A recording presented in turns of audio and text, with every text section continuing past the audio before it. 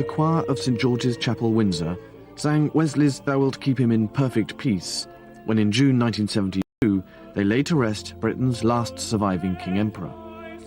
Although for the last 35 years or so of his life, he was a stranger to these shores. In December 1936, Edward VIII did the unthinkable and chose to abdicate from his throne and give up all his responsibilities for love. Now titled the Duke of Windsor, he left the castle under cover of darkness on a road that was to lead to exile. Ever since, the private details of what really occurred then and afterwards have been guarded here in Windsor Castle. Now, with access to literally thousands of documents preserved in the Royal Archives, high up in the Round Tower, we will discover the real facts behind that fateful moment in history. Apart from a set of coins, the odd souvenir mug and a few other memorabilia, such as this bookplate in the Royal Library at Windsor, there is little to show of the reign that should have been. I've often wondered about the appalling shock my great-uncle and namesake, His Majesty King Edward VIII, inflicted upon his family when he abdicated his throne to marry Wallis Simpson 60 years ago. Even today there are those who cannot forgive him or her for that. Rarely this century has any story become surrounded by so much myth and legend, engendered such deep emotions, and made or broken so many reputations. Which is why I want to discover what really happened during the many years the Duke and Duchess of Windsor lived alone in exile.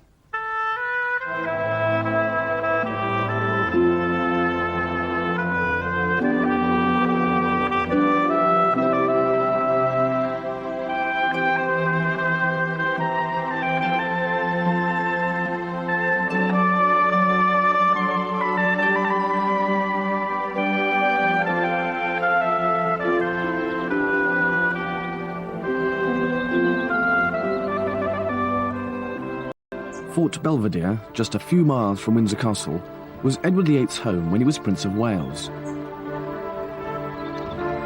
Much of the drama surrounding the uncrowned king's fateful decision took place here. I don't believe he thought for a moment that when he decided to abdicate, he would be saying goodbye to all this forever. The Duke honestly believed that after the abdication he could go away for a while, lie low and wait for the storm to blow over. And then he could return to here, pick up the threads of his old life, and pretend to be a younger brother to the new King, George VI. But he completely failed to understand the impact his decision to abdicate and to marry Wallis had on British and imperial opinion. And this was the essence of the tragedy, for it was to bring him into direct conflict with everyone, from the government to the man in the street, and most seriously of all, his family. It's difficult now to comprehend the state of shock in which the nation and empire were left when King Edward decided to abdicate, a man most people had come to know and love when he was the charismatic and popular Prince of Wales. He was born in 1894, the eldest son of George V and Queen Mary, christened Edward Albert Christian George Andrew Patrick David, but known to his family as simply David. When he acceded to the throne in 1936, he became emperor to a quarter of the world's population. But his affair with Wallis Simpson, a twice-married American, was to cast a dark shadow over all this. When the king said he wanted to marry her, Prime Minister Stanley Baldwin confronted him. A 17-year-old secretary overheard them. Baldwin was really crying, and he said, you must not go. You must not abdicate. A few hours ago, but he did. I discharged my last duty as king and emperor. And now that I have been succeeded by my brother, the Duke of York, my first words must be to declare my allegiance to him. I was a schoolboy at a prep school, and we were taken into the to the big hall in the school, and we listened to the Duke give his speech, and a lot of us were in tears. I mean, we were poor. It was very, very moving. I'll never forget it. And we felt lost, we felt deprived, because all of us loved him. I mean, all of us looked up to him and thought that he was going to be a great king. I mean, he was sort of on our side, as it were. I think you have to remember, sir, that he was the first member of the royal family who really came down to the people. And England couldn't believe that their beloved monarch was leaving them. For about 24 hours, we feared that such was to the nation, they might suddenly become a republic. Not only had Wallis Simpson been divorced once, she would have to divorce for a second time to marry the king, hence the crisis. I think it's quite difficult to understand now how powerfully people felt about that kind of thing, because so many more people were divorced and emerged at the end of the war married to somebody else. We never really blamed him. We blamed her for everything. The whole thing rather stank to us, you see. And of course, divorce wasn't so common as it is now, but she had 2 husbands before, which we thought was quite enough. Wallis Simpson certainly inspired strong feelings. Intense loathing, sir. Loathing that I very much fear she could have been murdered. She was supposed to be the femme fatale. Who knows how Wallis must have felt? She'd been handed out of the country just days before the abdication. She too was now in exile, staying with friends in the south of France, surrounded by the world's press. Wallis is often depicted as hard, ambitious and grasping. There were other much worse descriptions flying around as well. But at one point she must have realised what was going to happen, what she might be responsible for, and she tried to stop Edward. In a statement to the press just 4 days before the abdication, she stated her readiness to withdraw forthwith from the unhappy situation. She was distraught when the king telephoned her with the news of his decision. We all know that she was terribly upset and that she cried on the telephone because he told her that I'm leaving now. I've told them that I'm abdicating. And that's when it was an utter shock to her because she did not expect it. She started to cry and she said, "Oh no, please don't do it. You fool, you fool." Nor was the abdication to have a greater tragic consequence than for the royal family. The children had developed a close bond through mutual support because their parents had always been remote and aloof from them. The true story of what really happened is here in the Library and Royal Archives at Windsor. Private letters, memos, telegrams, financial papers. They tell a story of sorrow and anger, romance and tragedy, and much personal pain, not only to the Duke, but also to the family he was leaving behind.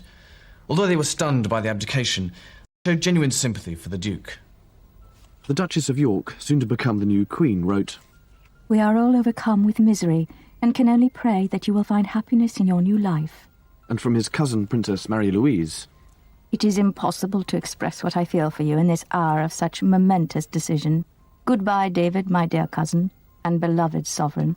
His aunt, the Countess of Athlone, wrote, "Now that you are leaving us all, I want you to know how profoundly I grieve and how miserable I am for you.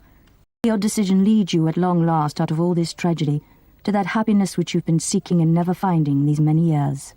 That the high and mighty Prince Albert, Frederick, Arthur, George... But such private sympathies were suppressed. By the grace of It God... was totally impossible for people to react in any other way than they did. They all took this strong establishment view. What he did was unforgivable, whatever that may mean, except it does mean quite a lot.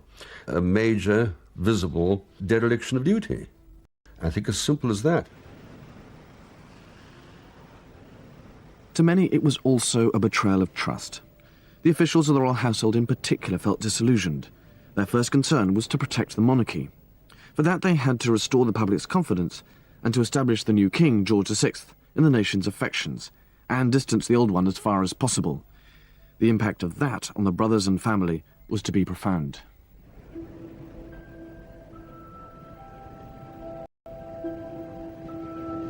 Immediately after the abdication, the Duke headed for Austria.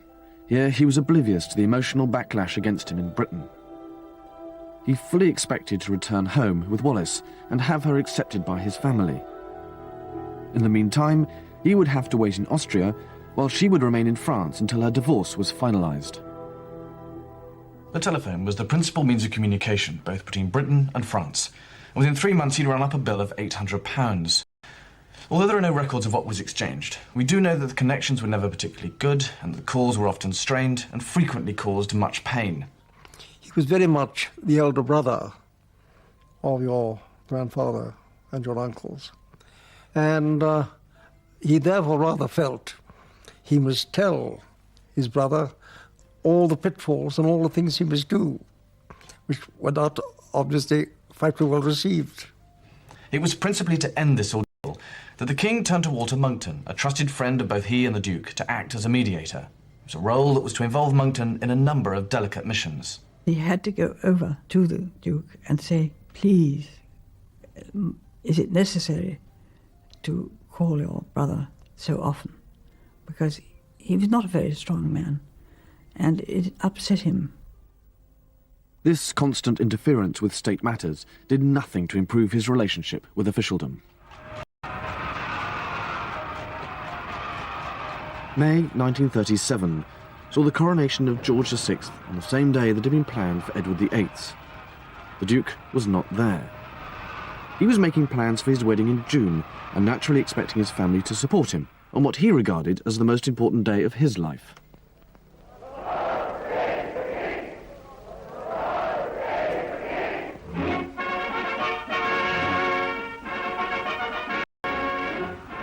In France, head over heels in love, he was blind to the emotions that were still running high.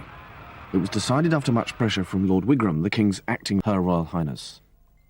With a great deal of anxiety, I said, I very much fear, sir, that His Majesty has not been pleased to grant the title of Royal Highness to the Duchess of Windsor. It came to His Royal Highness as a shock from the blue. It completely shattered him. And although he was not a man ever to show his emotions greatly, he then, much to my embarrassment and distress, burst into tears on my shoulder. And all he said was, well, Dudley, you'll always consider she's worthy of it, won't you? The legal position probably was that she was entitled to it. But the view was that she certainly shouldn't get it, nor did she. And I think that was obviously something he minded very much. And there was worse to come. Not a single member of the royal family attended the wedding. I don't think that any of his close family had an intention of going there. I think he must have been deeply disappointed. I think there's no doubt that he hoped they would come, either all, which was perhaps not unreasonable, or at least some, which he certainly thought was reasonable, and they didn't. The King wrote him a long and painful letter. I can't treat this as just a private family matter, however much I want to. I'm afraid it will not be possible for any of the family to come out to your wedding. I simply hate having to tell you this, but you must realize that in spite of the affection which there still is towards you personally, the vast majority of the people of this country are undoubtedly as strongly as ever opposed to a marriage which caused a King of England to renounce the throne. Be regarded as condoning all that's happened, and would be harmful to the monarchy. This is a matter where I can't act like a private person, and I've had to get advice from ministers. My parents never talked about it. My mother was very buttoned up and reticent about that kind of thing. If I ever, so to speak, heard them say anything about it, they always stopped when I appeared. And I think that was very much a family view at the time. The excuse of potential damage to the monarchy was the official line. King George, in trying to balance the family's private feelings with a public attitude they were being advised to adopt, had unwittingly started a war. The Duke felt his wife had been insulted by his family, and he blamed his brother George and his mother, Queen Mary. After the reception, Monckton took the Duchess aside. He warned her that the Duke's happiness for the rest of his life would alone reconcile the British people to his choice of her. She is reported to have replied, "Walter, don't you think I've thought of all that? I think I can make him happy." He deep of his life that he could not give up. She had a tremendous sense of humour, and she had a lot of energy, and she kept things going, and it was enormous fun around her. The Duke had found in the Duchess of Windsor his mother, his nurse, and his wife all at once. But he behaved like an adolescent. I have to tell you, I honestly think she really made his world. Made his world. He loved her. He told me that she was the only person that really, truly was fond of me and took care of me and loved me. That's how he fell in love with her, he told me. Because he said he never had much love in his life as a young man. I'm sure he would have been a different man if he'd had a lot of love from his mother and father. gave me a present which I think you would like to see. The interesting thing about it is what's written inside. It says, "For dear David, from his affectionate parents," and it's got G-R-I and M. Yes, not exactly very personal. Can you imagine that? A birthday present to his son. And his father calls himself Rex Imperator. The final straw came with the unveiling of this tomb to the Duke's father in March 1939. Just a year earlier, the Duke had written to his mother, Queen Mary, I hope that when the statue is finished and formally unveiled and handed over to St. George's, that contrary to the practice of avoiding all mention of anything that could recall one to the public mind, an exception will be made in this case, and you will let it be known publicly that I have shared with you the privilege of giving the memorial. It was actually dedicated in the presence of the King and Queen, Queen Mary, and other members of the royal family. Even though he had paid half the cost, the Duke wasn't even told the ceremony was taking place. He was furious. I greatly regret that it should have taken so sacred an occasion to disclose so much that is unpleasant, and to destroy the last vestige of feeling I had left for you all as a family. The incident was a culmination of all these events and actions, plus rapidly deteriorating communications, intransigence, perceived slights, and most significantly, long and painful months of negotiation over a financial settlement. As with many a family, it was money that caused the real trouble. The initial agreement was that the Duke would receive £25,000 a year from Parliament, worth 20 times that in today's terms, and he agreed to sell Balmoral and Sandringham, which he owned, to his brother. In the event, Parliament refused to pay up. Then it was discovered that the Duke actually had £1 million in the bank, worth 20 million today. And finally, they couldn't agree a fair value for the royal estates. The result was a wrangle out of his own resources, half of which would come from the sale of Balmoral and Sandringham. The whole sorry escapade left a nasty taste in the mouth. The new king was forced to borrow to keep the estates, because he had not inherited the traditional income of a Prince of Wales. The financial impact on the royal family's private resources was disastrous. Money that would normally have been inherited by a new king disappeared with the Duke of Windsor, and King George started with virtually empty coffers. The Duke's inability to understand his brother's position, public opinion, and the fact that you can't have two kings in one country made conflict almost inevitable. All these factors and events combined to produce one of the major elements of the tragedy, the breakdown of relations between the Duke and his family. They inevitably blamed Wallis, who became even more despised, which made it all the more difficult for the Duke to return. Yet, he continued to remain optimistic, especially about his prospects for a job. To those who knew the Duke well, the issue of a job was uppermost in his mind from the moment he left the country. Exactly as Monckton had feared, boredom and alienation were to become the Duke's worst enemies. The novelty of being married was short-lived, and soon he was craving for company, for political conversation and mental stimulus. It should have been in everyone's interest to keep him occupied, or at least well-advised, but nothing happened. Undoubtedly, there was nervousness, since during the short time he was king, he had acquired a very bad reputation. The red boxes that contained the state and confidential papers were often found unlocked and papers littered around his study, which gave rise to rumours that he, or at least Wallis, was a security risk. So when no job was offered, the Duke took the initiative himself. In October 1937, he accepted an invitation from Hitler to visit Germany. If you have been the Prince of Wales and Edward VIII, you're a little bit apt to think, even though you've abdicated, that you still have that kind of power. He did believe that if he saw Hitler face to face, that he would prevent him from making war. Next, it was not going to be possible for Duchess of Windsor ever to experience a state visit. On the other hand, this invitation we had allowed her to experience that.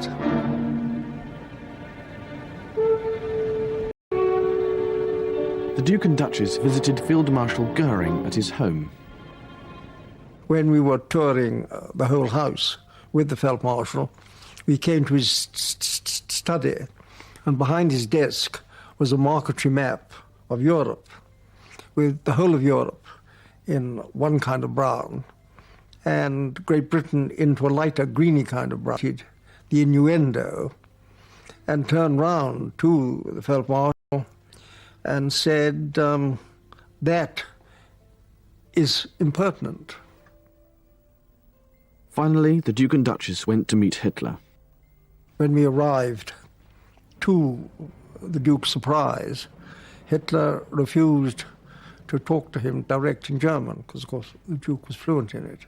He took great pains to put to Hitler all the arguments, which were very many, that war couldn't pay.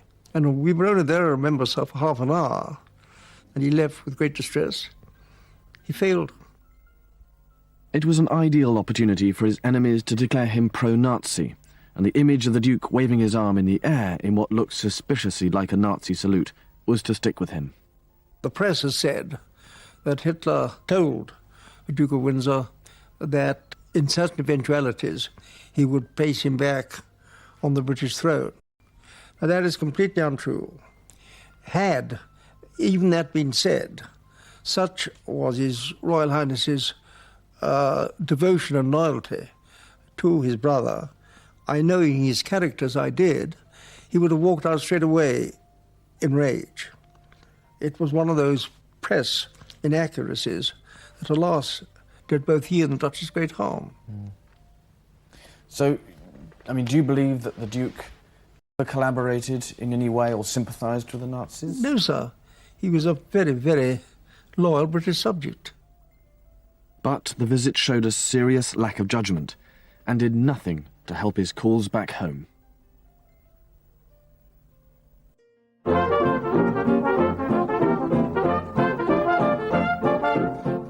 By 1938, the Duke and Duchess had gravitated towards the French Riviera, the playground of the rich and famous in the south of France, which was also the home to many other exiles. It was here that the Duke and Duchess acquired their first home, La Croix, on the Cap d'Antibes. What a stunning place it must have been, with its glorious setting with a fabulous view. And here they spent much of their life, entertaining and being entertained, until this idyll was rudely interrupted by the outbreak of the Second World War. The Duke was caught unawares, still wanting to believe that war was avoidable and indeed unlikely. After an absence of nearly 3 years, the Duke of Windsor is back in England. His Royal Highness crossed from France with the Duchess in a destroyer, landing at Portsmouth, where they were welcomed by the Commander-in-Chief before leaving for this house in Sussex. War brought two positive outcomes. He was allowed to return to Britain, and he was given a job. Was back in Paris with a British military mission, where his contacts might be valuable in helping to ascertain France's military capacity and intentions. He began enthusiastically, but it became obvious to him that his reports were not read, and he felt there was a campaign against him. He tried to get back to England to complain, and wrote to Monckton, "The recent exposure of a network of intrigue against me makes my position here both impossible and intolerable. The nature of this latest campaign of outrage against me is so virulent that I wish to seek both yours and Winston's advice before seeing the King." To Churchill, now in the War Cabinet, he complained bitterly of fresh evidence of my brother's continued effort to humiliate me. But Churchill took a surprisingly tough line, no doubt fed up with his constant selfish complaining. Having voluntarily resigned the finest throne in the world, and having been for so many years Prince of Wales and afterwards King Emperor, it would be natural to treat all minor questions of ceremony and procedure as entirely beneath your interest and your dignity. At a time like this, when everybody is being ordered about, and millions of men are taken from their homes to fight, it may be for long years, and many others ruined, it is especially necessary to be dependent in one spirit against extreme misfortunes. Frustrated once again, the Duke became disinterested and disheartened. News of this reached Berlin, their interest aroused by loose talk at the Windsors' dinner parties. In May 1940, Germany invaded France and advanced on Paris. The Duke immediately took the Duchess to Biarritz, and when he returned to Paris, his commanding officer told him to go south, which he did, but in the process abandoned his friend and equerry, Fruity Metcalfe. Metcalfe was less than impressed. My position here since you left has been impossible, and one I cannot stand. I have not had one word from you, sir, and so can only surmise that you intend to stay where you now are. I'm sorry, sir, to leave your service, but I feel sure that it's the only thing to do. Metcalfe later insinuated the Duke had deserted, and though not true, the story took root. It's indicative of how he managed to alienate even his closest friends. June the 10th, 1940, Mussolini declared war and Italy invaded France. The Duke and Duchess were having lunch with Maurice Chevalier when news came, and as the border with Italy is only 30 miles away, they had to get out and fast.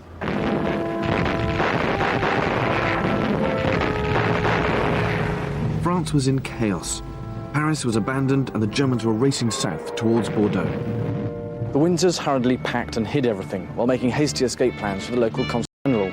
They decided not to make for Bordeaux, where the remnants of the British embassy were escaping from, but to head for Spain. It was a decision that was to involve the Duke and Duchess in the most bizarre episode of their lives. Recognised the Duke as the Prince of Wales who had served in the Great War and let him through. The best route was along the coast towards the Pyrenees and the border crossing into Spain. Thousands of others had the same idea. The road was packed with refugees with their possessions, fleeing from the invading armies.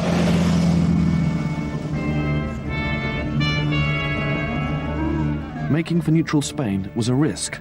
There was no guarantee they would be let in, and at Perpignan, 10 miles from the border, they were turned away by the Spanish consulate, who refused them the entry visas they needed.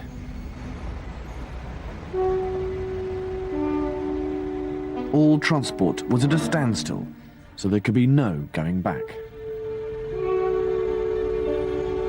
The Duke sent off telegrams to the British ambassador in Madrid and the Spanish ambassador in Bordeaux, who were friends of his, and at last permission to cross the frontier was granted.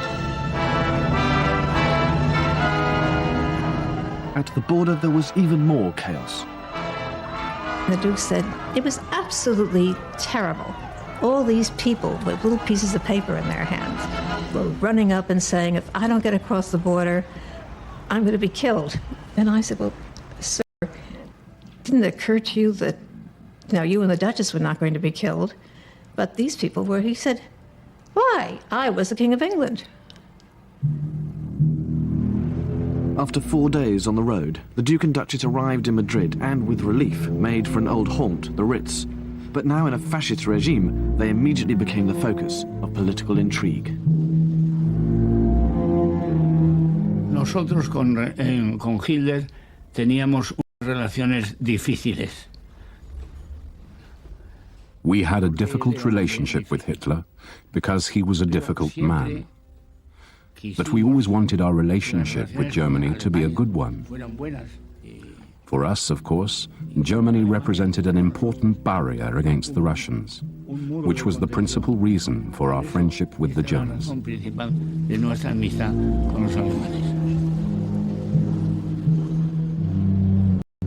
The German ambassador in Madrid was ordered by Berlin to try to keep the Windsors in Spain. They were constantly watched by the German Secret Service based opposite the Ritz at the Palace Hotel. As it turned out, the Germans needn't have bothered. The Windsors' intention to catch a boat back to Britain from Portugal was delayed because they didn't want to be in Lisbon at the same time as his brother, the Duke of Kent, who was on an official visit. The Duke of Windsor used the opportunity to start arguing for terms and conditions for his return, but he wanted a job and official recognition of his wife first. Meanwhile, his prolonged stay encouraged the Germans to enlist Spanish help to keep him where he was, in Spain. They approached the Spanish Minister of the Interior and brother-in-law to General Franco, Serrano Suna. Franco y nosotros nos gustaba que estuviera aquí el octavo. They wanted to keep the king here, the King of England. Porque era bueno para nosotros. Franco and all of us wanted to keep him here because we thought that he would be an English king more favorably disposed to Spain. No eran demasiado cariñosos para nosotros, y él lo sería. Por eso nos interesaba a nosotros. On the other hand, Hitler thought he could manipulate him like a pawn, so he could instigate revolution in England. Para ir a Inglaterra y armar una revolución en Inglaterra apoyando a Eduardo VIII contra el sistema inglés establecido. Meanwhile, in London, His Majesty's government is becoming twitchy. The Duke's behaviour in negotiating terms before he will even consider returning to England seem, under the circumstances, extraordinary. But there he is, demanding a job for himself and acceptance of the Duchess by the royal family. Churchill fires off a telegram ordering the Duke to return in no uncertain terms. Your Royal Highness has taken active military rank, and refusal to obey direct orders of competent military authority would create a serious situation. I must strongly urge immediate compliance with the wishes of the government.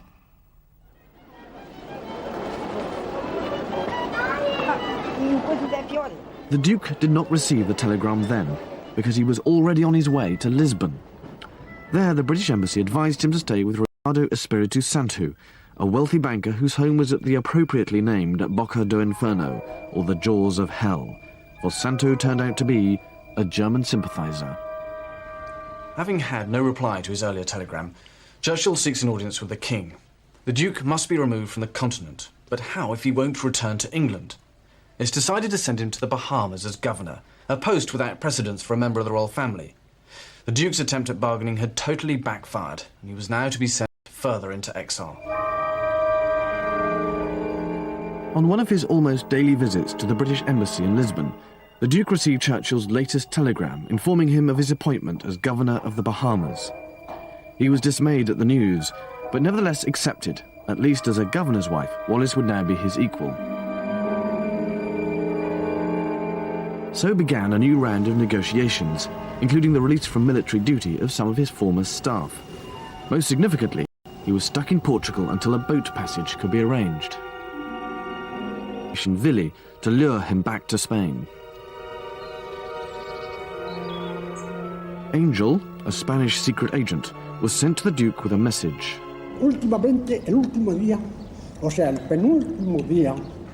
I took a letter for him which was given to me by the Minister of the Government, Mr. Serrano Sunier. He didn't tell me who the letter was from or what it was about, but from the envelope and everything I knew, it was from Franco. The Nazis told me to tell him that when the war was over, we would make him King of England, and we would put the crown on his head and the swastika on his car. When I told him, the Duke laughed a lot.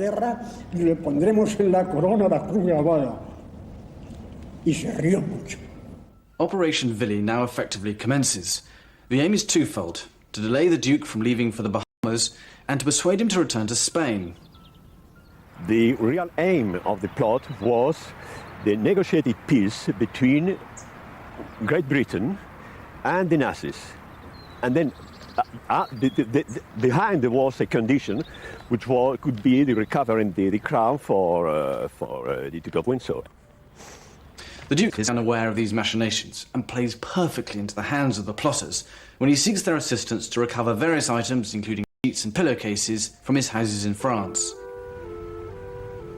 With Europe engulfed in war, the Windsors' preoccupation was bed linen for Government House in the Bahamas. The plotters allowed their maid to travel unhindered through German lines and all the way into occupied Paris to get it. But at the Windsors' home at 24 Boulevard Suchet, she was picked up by two overcoat-clad men who held her there and stopped her from catching the return train. The plan was to force the Windsors to postpone their departure. Meanwhile, the Duke and Duchess entertained in Lisbon while they waited for their bed linen and a boat. They were now surrounded by spies, reporting any hint of disloyalty, such as a claim that the Duke said that if the Germans bombed London, the British would capitulate. The Duke still found time, though, to play some golf, even presenting a trophy at the Estoril Golf Club. Meanwhile, the Duke's negotiations with London continue. Churchill telegrams, I regret there can be no question of releasing men from the army to act as servants to your Royal Highness. Such a step would be viewed with general disapprobation in times like these, and I should ill-serve your Royal Highness by countenancing it. So from all the evidence, it appears the Duke was naive and impressionable. Much of the negotiation was absurd in content and smacks of extraordinary selfishness. Now, it's quite possible the Duchess was behind much of it, not out for revenge, but out of an absurd sense of loyalty, persuading him not to be pushed around by remarkably petty issues. Walter Monckton advised Churchill to soften his line and allow one man to be released from the army to join the Duke's staff. But seemingly trivial arguments over staff hid much greater concerns in London. The breaking of German military codes within the first year of the war gave Britain an unexpected but highly delicate intelligence advantage. On the one hand, they knew exactly what was going on in Spain and Portugal. On the other, the government couldn't act in any way that might reveal their knowledge to the Germans. The crunch came when the Duke wrote that it would be more diplomatic to sail on August the 8th instead of August the 1st. This causes real panic here, because it's clear the German plot is working. Churchill immediately sends Monckton to Lisbon on what he later describes as another very odd job. Monckton's task was to counter whatever the plotters were saying. In fact, they were trying to convince the Duke that the British Secret Service was out to assassinate him. The Germans sent a letter offering him safe passage to Spain. It was delivered by Angel. Yo ya vi que era la carta de Franco, pero The Duke, he took it and looked at it. He read it first, quickly, and then more slowly, and said, "It's too late. It's too late." bien detenidamente la cogió, la miró y dijo demasiado tarde. Demasiado tarde. In a last desperate bid, the plotters tried new tactics.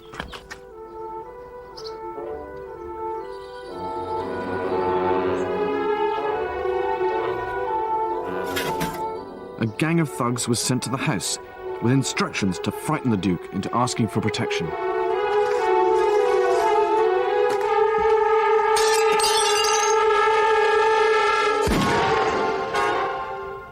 He did persuade the Duke in the end, but it was very hard. He had to almost walk up the steps to the ship to get him on. He thought of every excuse, and couldn't he come back and do some work in England? Couldn't he? To just be something to help the war effort. And my father had to say no. At 6:40 on the evening of August 1st, the SS Excalibur sailed from Lisbon, with the Duke and Duchess of Windsor safely on board and en route to the Bahamas at last. There is no doubt that in London the picture created by all the intercepted messages between Germany, Spain and Portugal must have been deeply worrying. On their evidence alone, it would be easy to brand the Duke a traitor, if you disregard the fact that they were written to cooperate with the Spanish and the Germans. Of necessity, when it was strictly necessary, not of his own free will. He thought, like many English, that the war was lost. And for the sake of England, he maybe was looking for a negotiated peace with the Germans. I think he never tried to cooperate with the Nazis, and of course he never tried to become the British Pétain. The Duke had been badly treated in England by his friends and family, and by everybody, because they couldn't understand him. He was a man who said to me that for him there was only one thing in the world. For him, life began and ended in England. The extent of Operation VIII first became known just after the war, when some German Foreign Ministry documents known as the Marburg Papers were captured. There was immediate speculation about the Duke's willing involvement in the plot, which he swiftly denied. But the allegations that he collaborated with the Nazis, or even considered betraying his country, continued to be made. There are even claims that secret documents pertaining to the Duke's association with the Nazis were removed from Germany on the express orders of King George VI and have been destroyed or buried somewhere. In fact, they were all private family letters between Queen Victoria and her eldest daughter, who'd been married to Kaiser Frederick. The concern was that they might be looted. None of them was dated after 1901 and certainly don't refer to the Duke of Windsor.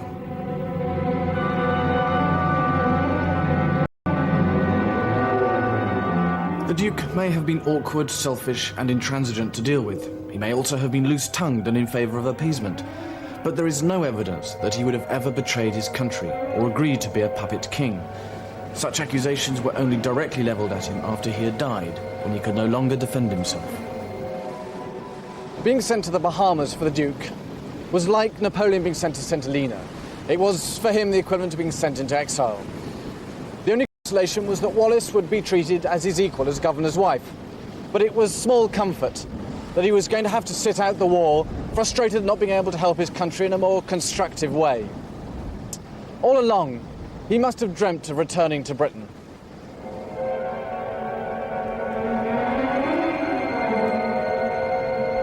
life when you've been king of a large country. I mean, how could you own practically half the world and then suddenly told you're going to look after a tiny, tiny place at the Bahamas? I mean, he thought it was terrible, but my father was pleased because he was worried that the Duke might easily be shot or caught or anything might have happened. It's rather sad. The governorship of the Bahamas was his biggest test. The impression he created would be vital. I first met the Duke on board the yacht Southern Cross, which belonged to a Swede who had loaned his boat to bring the Duchess. She had a toothache, and she never liked to fly, and so she came in this yacht, which was very, very comfortable. And the Duchess and I are naturally very glad to set foot in America again, although it is pretty tough on her to have to undergo a dental operation. I remember very distinctly, a very small, very sunburned little man said, "Ah, you're the consul from Jacksonville. How very good of you to come on board," you know. And I was quite disarmed by this approach. He had tremendous charm and charisma. I thought he did a very fine job as the governor.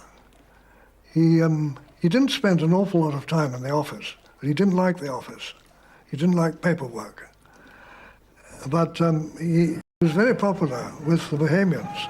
I mean, obviously the big question is, if he did well as the governor of the Bahamas, why was it that he didn't get a job after that? I don't know. I think it was difficulty about Wallis, really. She just didn't fit in somehow. The Windsors' friendship with Swedish financier Axel Wenner-Gren was another cause for criticism. Suspected as pro-Nazi, he was blacklisted by the American and British governments, although the accusation was unproven. And then there was another major setback.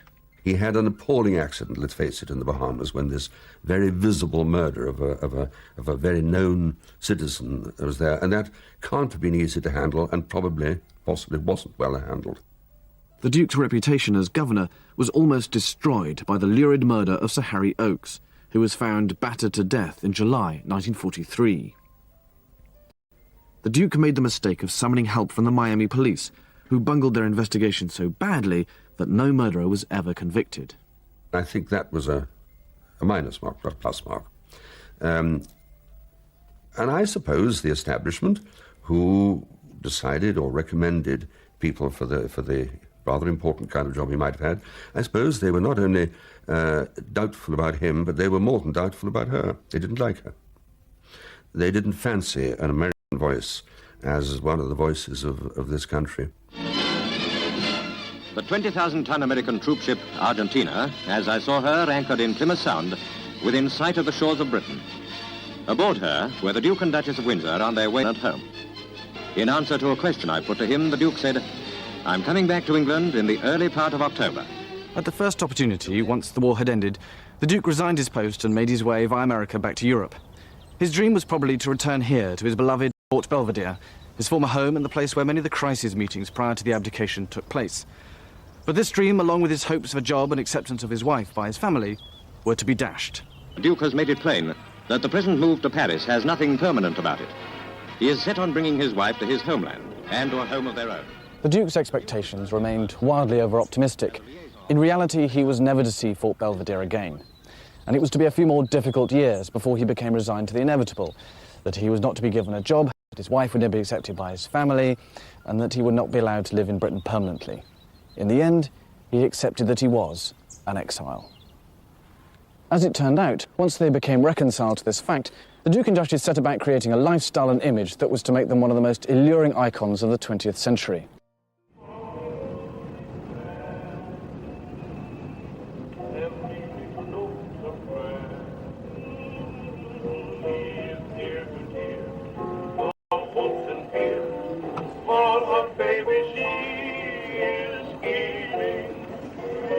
We'll never be invited again to the Duke and Duchess of Windsor's soirees, and thank God. Rarely have I been so stupendously bored. There were 22 people for dinner, and only 2 names did I know or remember, and that was from history. The Count and Countess of Bismarck. It is extraordinary how small the Duke and Duchess are. 2 tiny figures like Toto and Nanette that you keep on the mantelpiece. Chipped around the edges. Marred royalty. Charming and feckless. At one point I said to the Duchess, "You are, without any question, the most vulgar woman I have ever met."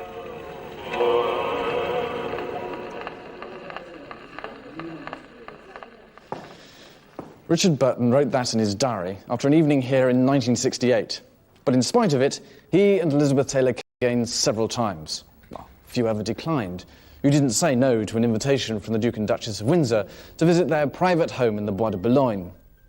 The traumas of abdication, divorce and war were behind them, and in exile they were feted and flattered by people the Duke would probably never even have known, but for a chance encounter with a divorced American woman who changed his life. When they moved here in 1953, they had been married for 16 years. The Duke was no longer engaged in a feud with his family, who he felt had insulted his wife, or in the political intrigue of trying to prevent their exile. That was all in the past. The wartime German occupation was a fading memory when they signed the lease with the city of Paris. My grandfather, King George VI, who had literally been catapulted onto the throne when Edward gave up his crown, had reigned and then died at a tragically early age. He was only 57. Queen Elizabeth, my mother, was the new monarch, and now, for the first time, the Duke and Duchess had a permanent home, and they set about creating a way of life and the image that went with it. The Duke and Duchess became the leading lights of what could be called the International Café Society, an endless round of social events, entertaining and being entertained. It was all a million miles from his destiny as King of England. They went out quite a lot. They would be seen and photographed at the Maxims, at night clubs and all that. And I think it filled up their diary, you see. I think they liked it. She liked it a lot. He created this whole mythical kingdom. He designed the uniforms for all the waiters and the footmen, and on a gala night they were in red outside with the flaming torches. On less formal occasions they were in tails, and everything was arranged around him. Elsa Maxwell used to come and play the piano here quite often, Cole Porter, people like that. But it was a very gay evening, always. Our party was always a success. And that was her life, entertaining. That's Queen Mary, the Duke's mother, and she called him David, as did all his family and friends. And it's fascinating to find the portrait in such a prominent position, given the fairly turbulent nature of their relationship after his abdication. It's difficult to judge whom she blamed more, Wallis for so utterly bewitching David, or David for abandoning his responsibilities and duties for something so transient as love. And as long as she lived, Queen Mary could never understand or forgive that. The villa, meticulously restored by Mohammed Al Fayed, reveals something of what Wallis and David wanted in their new life. There is also much to impress upon the visitor, exactly whose house it was. Throughout, there are constant reminders of his life as Prince of Wales, and even his short spell as king. But they are merely glimpses of a world he gave up in order to marry Wallis. There is no shortage of these, rather good photos of his wife. It may be hard to appreciate in this day and age just what an appalling shock she was to the court and the British establishment 60 years ago. It wasn't because she was American, and it certainly wasn't because she was a married woman having a serious affair with David. Over the years, he'd had relationships with married ladies, and in those days that was understood and accepted so long as it didn't get out. No, it was frankly because Wallis was a divorced woman, and divorced women were just not accepted in society, let alone in Palestine. And she would have to divorce for a second time in order to marry the king. But when Edward was determined to marry her, there was no alternative. He would have to step down. Poor Wallis. She was hounded out of the country, despised and blamed for the abdication. The effect on the country was massive shock and a sense of betrayal for which they never forgave him. His frustration at not being allowed to return to Britain and his inability to understand that his wife could not be accepted by his family led to a bitter feud, most especially with his brother. But by the time they came to live here in Paris, all that was in the past, though the emotional scars carried by everybody involved were still very tender. There obviously was opposition to him being given a job, which probably would have been out of the country, almost certainly, either as a roving ambassador or as a governor or whatever it might have been like that. Any of those things might have worked. And I suppose they do rather go together. Because, of course, here, in this country, he would have, I imagine, have been very much in the position of a private citizen, even if a highly connected one, with a very visible past. The Duke would often say to me, "Joanne, you have no idea of what I gave up." I really didn't. Until one time there was a big celebration of something, and I suddenly realized he gave up all of that, plus the money, the jewels. You know, it's like I made my decision, and I love her, and I've settled for this kind of a life. And it was a relaxed life in the villa in the Bois de Boulogne. They were by now in their late 50s, a surprisingly active couple who entertained vigorously, so the mornings were generally quiet. The Duke would wake late and have breakfast in bed, read the newspapers, and his valet Sydney would tell him the weather and temperature. For Wallis, the morning ritual tended to start slightly earlier. She loved her bath and bathroom, and she spent a great deal of time in here. She would never emerge from her suite before 11 o'clock, by which time she would look immaculate. The Duke, on the other hand, hated baths, and had his covered up by a heavy piece of mahogany. He much preferred the more American habit of showering, and had this one built specially. The Duke, as a noted leader of fashion, would consider very carefully his dress and what to be seen in. Everyone was delighted to follow his lead. He was born to perfect taste, and his collaboration with his tailors was historic and very, very important. He hated extra pomp and solemnity. Most men would be wearing top hats today if he hadn't abolished them. He brought a lot of color into fashion, a lot of mixed patterns, which are now classic. For the Duchess, clothing represented a chance to show her obsession with style. It was an endless pursuit that made her the ultimate fashion model. Oh dear, look at who's here, look at the... She became a kind of icon because she set a fashion, and her taste was very, very remarkable.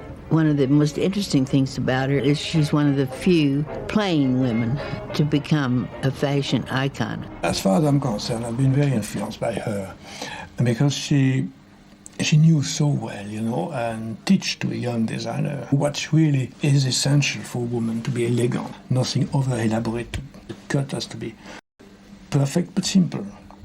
The Duchess, especially in the earlier period of when she was very well known, had a breathless quality about her way of dressing. People was waiting to see what she was going to wear. Her entrance was really part of the evening.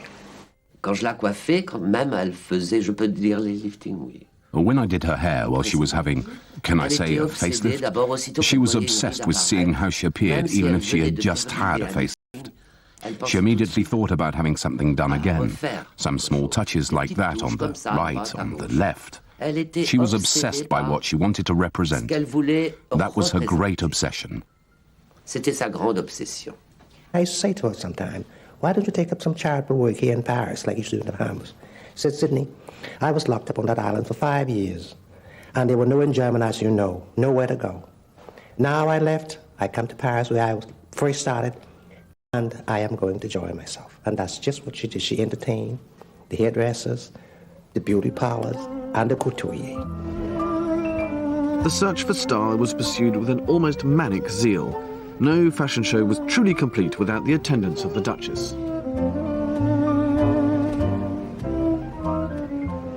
With all the important decisions safely behind them, the Duchess might spend the morning dealing with the staff and perhaps working on the menu for a forthcoming party, while the Duke got down to his paperwork, usually in here.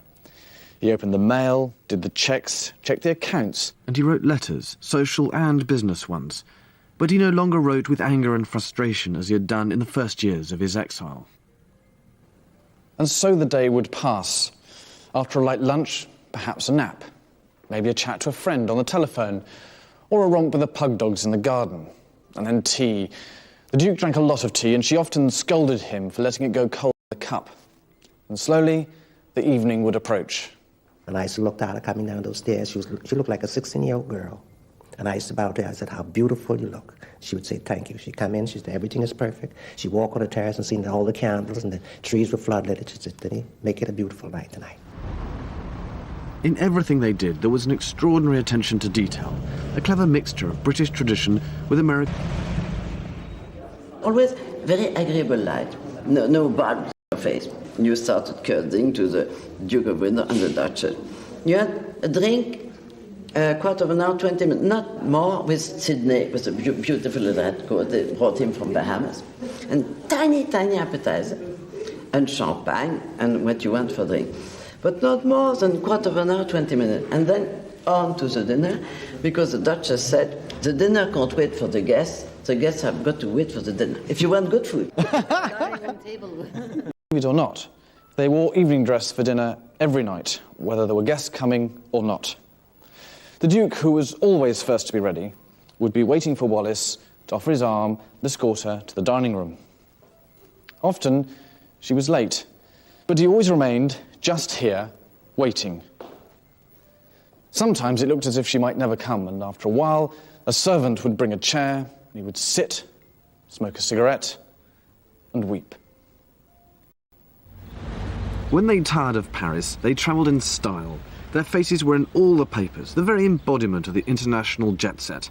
Biarritz, Antibes, Palm Beach, the Côte d'Azur, glamorous royals in movie-star settings. In fact, anywhere but Britain. After a while, there was nothing really much for them to do, except that they couldn't go to England. I didn't want to go to England. And it was probably a better idea that they didn't go to England. And where else to come? But I'd met a lot of sort of cafe society people who came over to Paris and who dined with them, and then they would return, and everybody gave dinner parties for them, and then the circle grew larger and larger, and that's why they started coming over in June.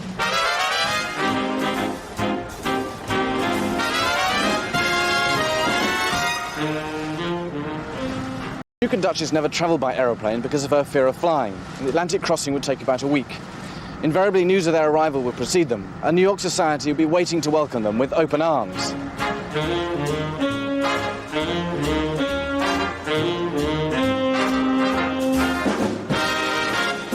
Even in those days, New York was a city of skyscrapers. It was a hustling, noisy place. So just what exactly was the attraction for the Duke and Duchess? Why did they make this annual pilgrimage? Did they feel they had something in common with all those emigrants who'd flocked to the New World? And if so, why didn't they stay? Or was it something else? Before they arrived, everybody knew that they were coming. And they brought a great deal of energy with them. For instance, in the shops, everybody wanted to decorate. Both the Duke and the Duchess were very sensitive to what was beautiful, well arranged, well presented. And everyone wanted to be ready in case they would have to visit the Duke and Duchess.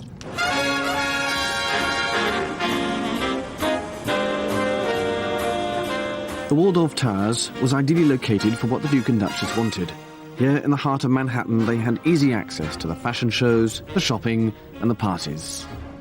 Everybody was happy, and then the telephone started ringing and never stopped ringing. As well known, when the Duke and Duchess of Windsor were in town, I mean, people would literally kick, scream, and fight to get invited to an event that they were at, or to be able to sit at a party they were at, or to be in the same boat crossing the Atlantic that they were at. It was quite a phenomenon here in America. They were America's royalty. I thought, my goodness, what am I supposed to call them? Do I say, Your Royal Highness, your what, and what do I call her? Because we've read all about the fact that he wasn't going to be the Royal Highness. Perhaps, as they could not go to England, basically, that it was perhaps refreshing to go to a country where at least a group made a fuss over them. Duchess, those flowers. I know that's one of your favorite pastimes. Did you make the arrangements? Well, I did, and they're geraniums, which are very, very simple flowers, which I love. I like them cut, and I like them in pots also. We always have them in the mill, lots around in pots, and these I cut. Found some place where I could get them and cut them, because it's typically me as an arrangement. Mountains of flowers, literally mountains of flowers, of the beautiful flowers were waiting there. I suspect they didn't have all that much money, and Mrs. Hilson paid for something, who lived at the Waldorf. I can't remember whether she paid for the flowers. Somebody else paid for the limousine. Somebody else paid for, I don't know, the clothes or the... I mean, there was a group of 3 or 4 people who definitely paid for who subsidized them. That enough? No, once more. Try for another 1,000. $64 question. That's... We have no prizes on this, but we'll send you 1,000 jacks for that last one. There, is that enough? Thank you very much. I hope you'll teach me that game someday, darling. I love to. They set up home here for 2 months every year in what is now called the Royal Suite. On the top floor, it's quieter and more spacious than in the hotel. It was made more homely because friends lent them Renoirs or Monets for the walls and ensured there were plenty of fresh flowers. Today, you'd be expected to pay around $3,500 a night to stay, but you do get some pretty magnificent views. We kept rotating pictures around, and I recall a Renoir, a Pissarro. I mean, they were very good paintings, maybe not the top of the line for the whole collection, but, you know... On an extra fortnight, as they sometimes did, 1 or 2 of these people, one in particular, used to get quite angry, and because it meant that the limo or the flowers had to be paid for another 2 weeks. But I'm afraid that's the way it was, and the Windsors gave good value. I mean, they could trot them out as their status friends and introduce them to their less status friends, and so it seemed to me that they got their money's worth. Nobody minded here that they had no job. They were accepted for what they were and allowed to do what they wanted. They had a number of good friends here, and there were no restrictions on them. All of which is why I think America was an escape for them, an escape from the feeling of exile which dogged them in Europe. However, there was a penalty to pay. They would have to mix with people that they may not naturally have chosen to be with. They constantly had to be the leaders of style and fashion, and it was an incessant round of socialising. There was a couple, Bob and Ethel Scull, who had a fleet of cabs. And I'll never forget a dinner given by some nice, rich friends of the Windsors who used to look after them a bit. And we were all there on time, and the Windsors were announced, and we all got up except for Mrs. Scull, who sank back into an armchair.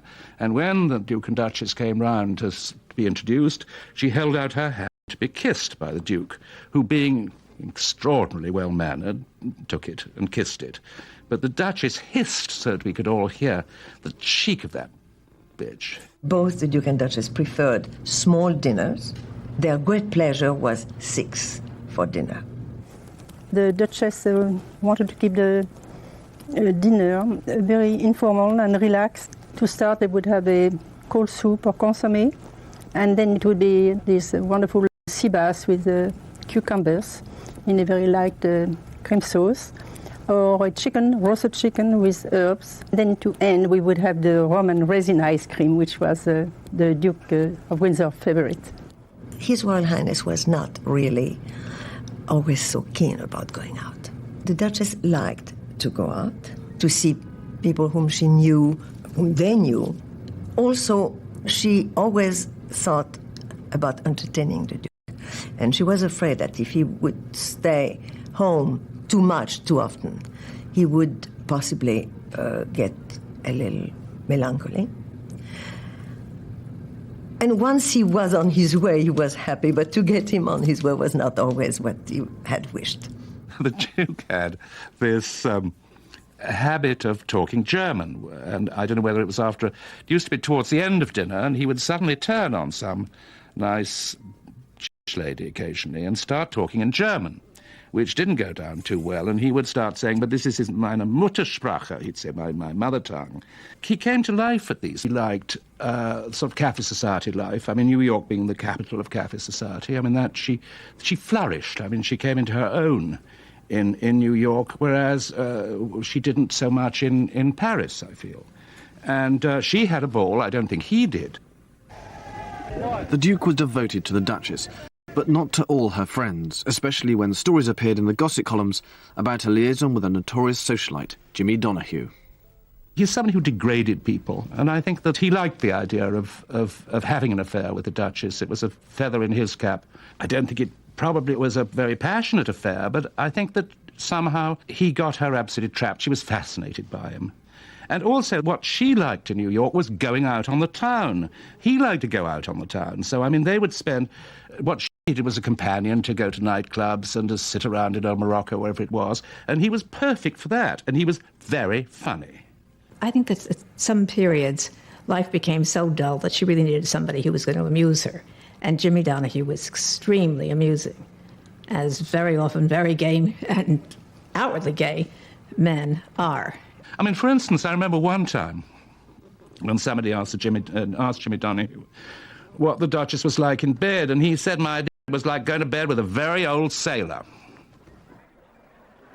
A much publicised show of affection brought the affair to an end. The Duke, on the other hand, had an affair of a very different kind, with money. The Duke most afternoons would come up at 4 o'clock, and he and Nate would discuss his investments and his portfolio. And I don't know whether I should say this or not, but it was $10 million, which is not what a king has to live on. There was a lot of discussion about their getting everything for free, and they didn't pay here and they didn't pay there. But Nate checked with the Waldorf, and they said he paid weekly, right on time, never tried to get anything for nothing. One evening, the Duke approached my husband and says, "Now, Monsieur Masson, you have to explain to me why my checks are not cashed."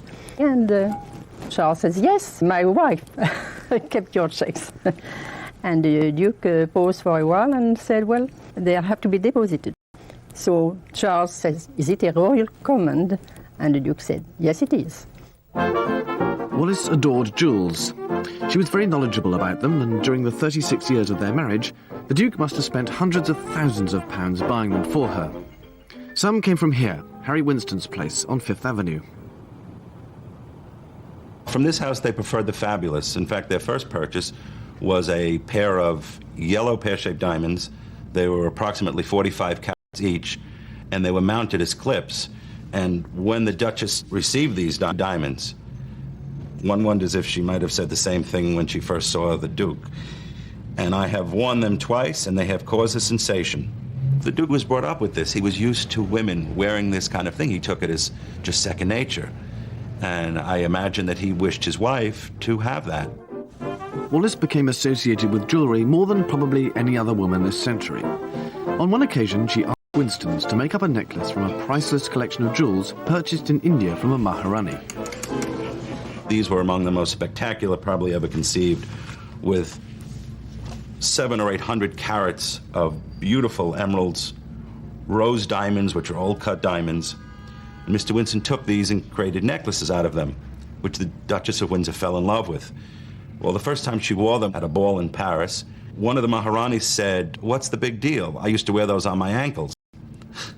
And it was right after this party, in fact, I would imagine before she got in the car, the Duchess of Windsor took these off her neck and never put them back on again, refused to wear them. New York seemed to suit the Duchess's interests far more than the Duke. However, for him, the real attraction of America was the opportunity to get business tips on his investments and the sport. But for that, he had to leave the city.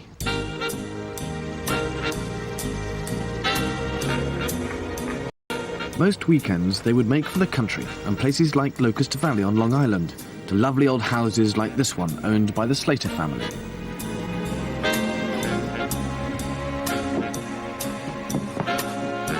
There are still lots of reminders of their stays here in what was the Duke's guest bedroom, and there's a feeling of informality and peace in his house.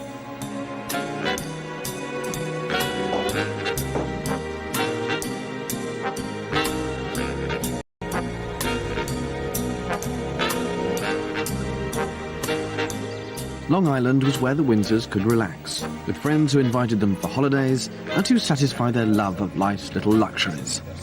Hostess Martha Slater plied them with gifts and made sure they never ran out of caviar. That's something up. Rather dishevelled Duke. It's rather unusual. Oh, that's that splendid garden. Absolutely stunning. And there's a great pair of boots. And that's shooting here, is it? What would you... Yes, down Tallahassee, Florida. Yeah, in Florida. And that's Easy Guest. Right. I think he loved to reminisce, especially with me, because he knew I loved to hunt so much. I know he loved riding. And when they come in January, they go to Horseshoe Plantation, Mrs. Baker's shooting place, for 2 weeks. Then they'd come to Palm Beach and maybe stay with us for a week and then move to our house. It was very well organized. They slept in the same bed every night, and they used to have little giggles to each other. They had a lot of little giggles, you know. And then he'd often say to me, "Have you had any Mr. and Mrs.?" I said, "Not lately, sir." You know, you always ask me things like that. And the President and Mrs. Nixon had a dinner for them. Oh, it's the most lovely dinner.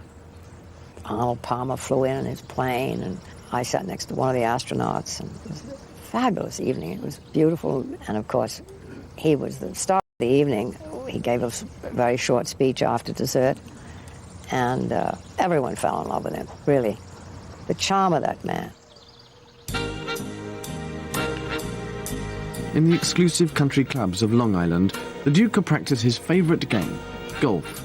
The sport he took up after an accident forced him to give up horse riding. He loved it, and although he never became very good at it, it must have been a wonderful escape from the social chit-chat and gossip. They were literally the king and queen of America's cafe society, and were treated as stars. It may all sound very glamorous, but most of the time it was unfulfilling. And worst of all, so shallow. They were no more at home here than in Europe.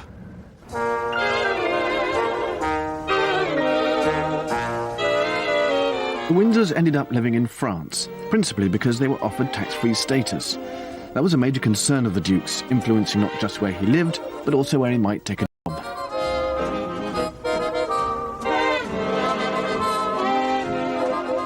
Le Creuet, in the south of France, was their initial home. Once one of the most desirable properties on the Cap d'Antibes, it is now just a burned-out shell.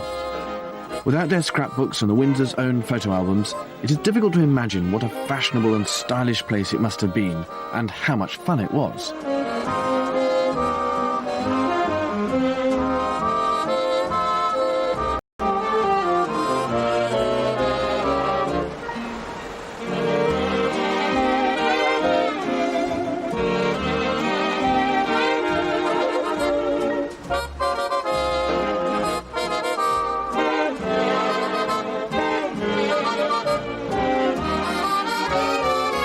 But the Riviera lost its appeal after the war, and by the 1950s the Windsors were firmly established in Paris. Any hope of living permanently in Britain had utterly faded. But in fact the Duke was able to make several discreet visits. Of course he did come quite often on visits, but they were always very invisible visits. Not always, but almost always. Sometimes there would be a picture of him going to Marlborough House to see Queen Mary, but they were not very publicised visits, not as they would be now. There is one home that most closely resembles the life he left behind in Britain. Mill, the only property the Windsors ever bought. Friday, Saturday, Sunday, we used to go to Old Mill House. They couldn't have many people for dinner there. It was only about 12. But their Sunday lunch, there was always be 24 people. Just remembering how elaborate the tea service was in the mill, with maids dressed all in green and white, bearing those organdy cloths so there wouldn't be a crease in them. And then going through, I really mean a high tea. I mean, it could have been dinner.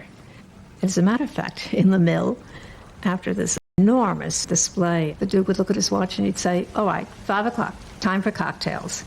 And there was a little room that led out of the main salon, and the Duke would get behind the bar. None of the servants were allowed in, and he loved to play bartender. The secretary called up, wanted to know what kind of a drink they wanted, so it'd be on the tray when they arrived. And whether it was a short dress or a long dress, and always very considerate, so you didn't feel out of place. After lunch on the terrace, they would all play canasta, and the Duke quite often didn't want to play, and he'd take me and go down the hill and across a little stream into his sort of sanctum, which was an old barn, and we would go gardening. I'd push the wheelbarrow. Sometimes he would say things to me like, "Don't ever waste your life, Atalanta. Always know what you want to do and always enjoy doing what you want to do." Certainly to me he seemed a sad person, and quite often rather bored. There weren't a great many people in Paris who were really good friends of the Windsors. To me it seemed as though everybody was still sort of scratching and fighting about who did or who didn't collaborate. But there was so much snobbery and The eternal petty spites of a very fragile and, it seemed to me, shallow world they all lived in. When you went there for the weekend, it was charming. Even we were four, they were there with the dogs, the pugs. It was tellement gentil. The Duchess is dancing like that. The Duke always wearing his kilt for the evening, the dog running around. C'était gentil. You'd think you were staying with old friends, very simple. They liked to laugh, have fun. So it was marvelous. And you could forget where you were. The famous day when Armstrong put his foot on the moon, the Duke said it's going to be at 2 o'clock in the morning and he will send Sydney to wake me up, to wake Philip. He had a TV in a little room next to the big drawing room. We went to see that. We see the Duke waiting there. And the Duke said, where is the Duchess? And George said, the Duchess doesn't want to come with no makeup or what. She didn't come. And when he put his foot on the moon, the Duke was so emotional, he almost cried. He said, wonderful people, American, wonderful people. He was touché. And if this gardened house seems to sum up best the character and personality of my great-uncle, and it is here that I felt the closest to him. Each dog, well, there were 3 or 4 of them, Sydney or George carried plates, and the Duke took the plate and put it on the ground for each dog on a little mat. And the one that was supposed to go there wanted to go there. The one that he wanted to go there wanted to go there, and the Duke was furious. I believe he had a baguette in his hand, and together with that he'd say, no, you go there, you go there, and you go there. And I said to myself, my God, when I think that he was the King of England with all this colonial empire, and then suddenly to see him fighting with all his dogs, made me dreadfully sad. You see what I mean? That made me unhappy for the Duke's life, and for all he represented. They were their children. That's all that they had. And they adored his dogs, especially His Royal Highness. He always had dogs. Halfway up a small hill overlooking the mill is probably the most poignant reminder of the Windsors' life here. A small collection of gravestones to their beloved pug dogs. The Duke and Duchess had no children. In fact, she was unable to. So with the contents of the house sold, the gardens a shadow of their former selves, this is their only legacy. As a couple, I thought they were terribly sad. I thought that he occasionally looked come into his eyes of such melancholy that he'd given it all up for this terrible second-rate life in this or that city in Palm Beach or New York or wherever it might be. And I think he realized that he'd made a mistake. He'd committed himself to her, and to that extent he was a marvelous husband to her. But I would think that this was largely good manners, and there was something tragic about the relationship. She seemed to be perfectly happy about everything, but even she must have had moments of remorse. I think she really meant it when she said she didn't want him to give up the throne, because I think she realized what was going to happen, but I don't think he did. But he certainly came to that realization. I asked him if he regretted what he did. That's all I said to him. And he said, no, not at all. That's all. No. Do you two ever have occasion to discuss what might have been?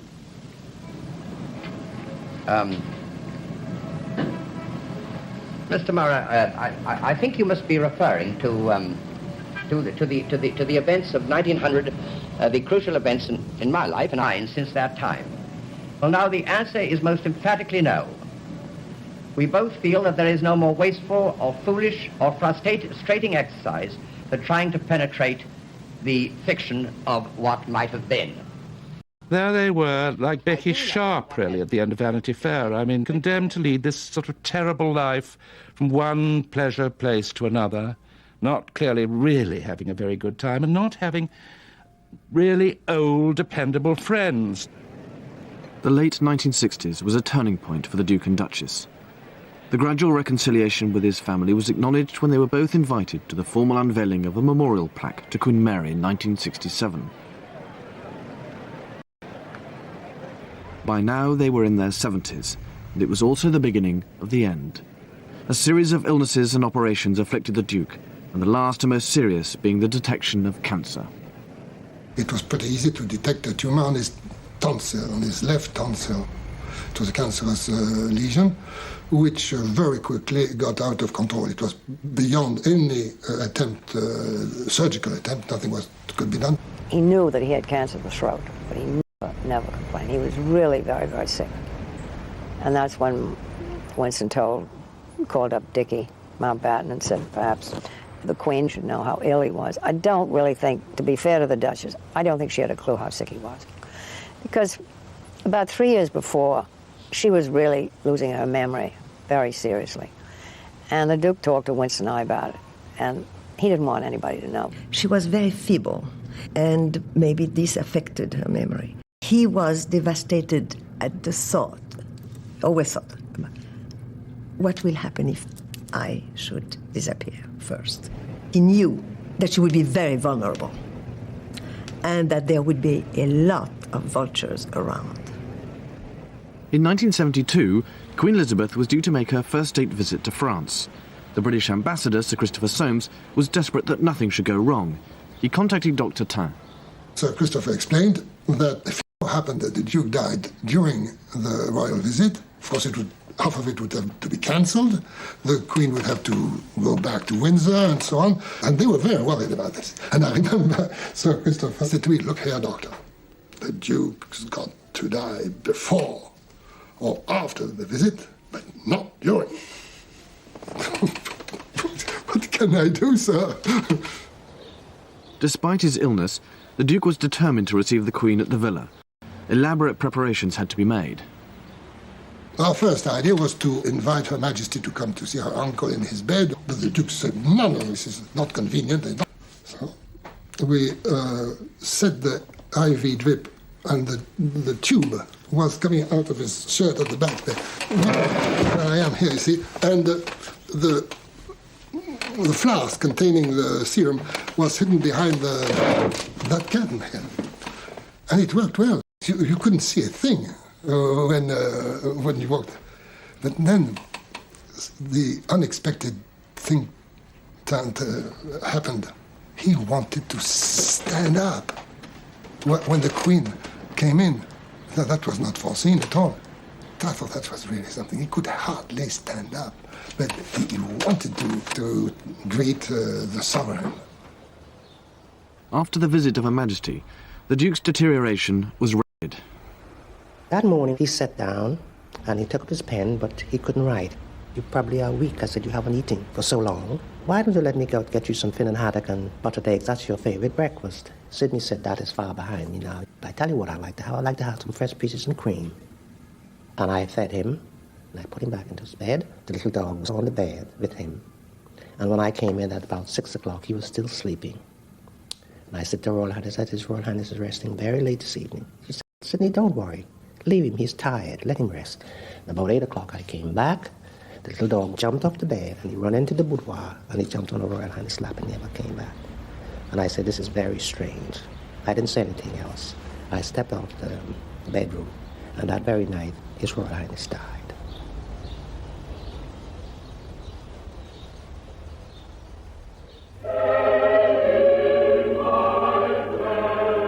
His funeral took place in St. George's Chapel, Windsor, in June 1972. He was 77. The ceremony acknowledged him as a former king and was conducted amidst an atmosphere of reconciliation and forgiveness. In death, as in life, the Duke of Windsor was a man of contradictions. After years of being distanced from the throne and any memory of his short, unconsummated reign, here he was being buried with full honours.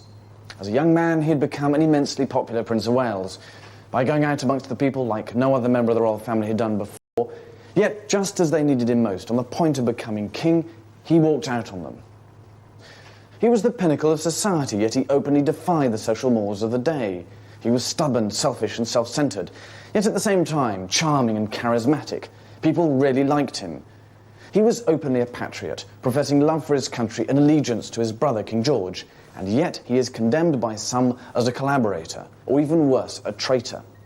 But no matter how hard they try, no one has ever uncovered any evidence for that. So, deprived of proof, they maintain that there has been, and whatever you may believe, we are all left with the question, is it possible, from all that we know about the Duke's life, that he would have seriously considered betraying his country. I honestly believe not. And the final contradiction is that in marriage he had split his family and his country. In grief, he united them. For the first time, the royal family gathered with Wallis, Duchess of Windsor. When the Duke actually died, she was awfully shocked. There was a tremendous change in her life. And then the ceremony of the burial was terrible for her. Meeting suddenly hundreds of persons whom she didn't know being taken to Buckingham Palace. And I found her in Windsor Castle. She was there alone on the sofa. It was rather pathetic, really. And then she was taken back here, and when she walked into the house, she called David. David. Je crois qu'elle a peut-être un peu commencé à boire. I think that she began to drink a little after the Duke's death. She found herself with a lot less invitations and even made phone calls in order to get invitations. You see, it was terrible. C'était terrible. Everything I heard was as if she was surrounded by a sort of wall of silence. I called George, and I told George I wanted to come out to see her. And he said, of course. And I said, please be down at the gate and let me in. And I think they were dying for me to come. So I went. And it was just the saddest day to see that house, because a lot of the things were missing. This poor old lady, a prisoner in her own house, she didn't know who she was or where she was, really. She recognized me immediately, and she told George we're going to have a dinner party tomorrow night for Mrs. Ernst. I know. That was... But she was in bed. Very, very old. It was over. For her. With the Duchess vulnerable, her worried servants used the Duke's bath with its wooden cover as an ideal hiding place for the letters and photographs of Britain's greatest love story, save from those who might see them as a source of income. In charge of affairs at the Bois de Boulogne was Maitre Blum, the Windsors lawyer. There was nothing we could do without Madame Blum. I mean, she took over completely. Maitre Blum and the Swiss banker had everything all tied up. Of course, I knew what was in the will. But how did you know the contents of the will? Because I was aware of what was going on with the lawyer, whose doctor I was also. Oh, I see, right. So right. It was a sort of little club around the Duchess to protect her. With the help of her French lawyer, she changed her will so that after her death, the Windsors' belongings were auctioned for $50 million, which benefited a French charity. Not many years after the Institut Pasteur got that enormous amount of money, they discovered the virus to AIDS. Sometimes I think if it's the most useful thing the Windsors did in their life is to give their fortune to the Institut Pasteur. Unfortunately, she went down after His Royal Highness' death. She couldn't seem to pull herself together anymore. I don't think she really realized what she had, but after His Royal Highness' death, she missed him terribly. Then finally she took the head, she had a stroke, and that was the end of it. She never regained any conscience after. She just lied there and suffered for 11 years. The great love affair was ended, it was finished.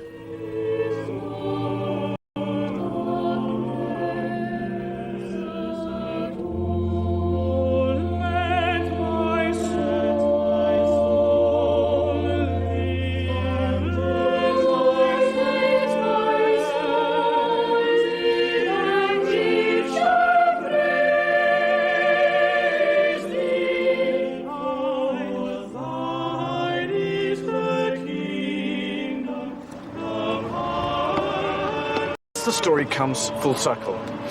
It was from Windsor that the Duke started on his road to exile, and it was to here he returned 35 years later to be buried. But it was only after the Duchess died in 1986 that his expectations were at last fulfilled. For down there, in the shadow of Queen Victoria's and Prince Albert's mausoleum, the Duke and Duchess of Windsor lie side by side in a quiet corner of England, equals at last in the country he loved, their exile over.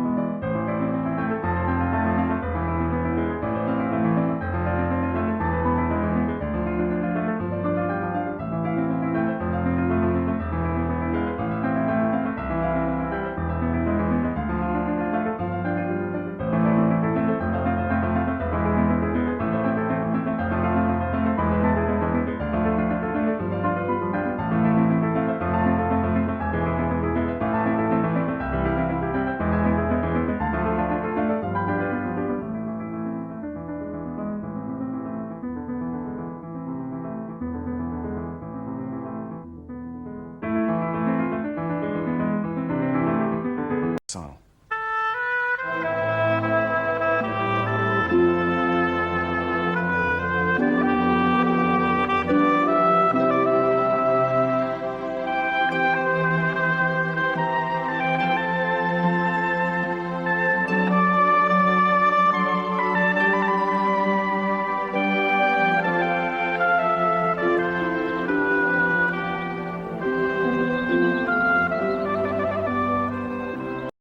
Fort Belvedere, just a few miles from Windsor Castle, was Edward VIII's home when he was Prince of Wales. Much of the drama surrounding the uncrowned king's fateful decision took place here.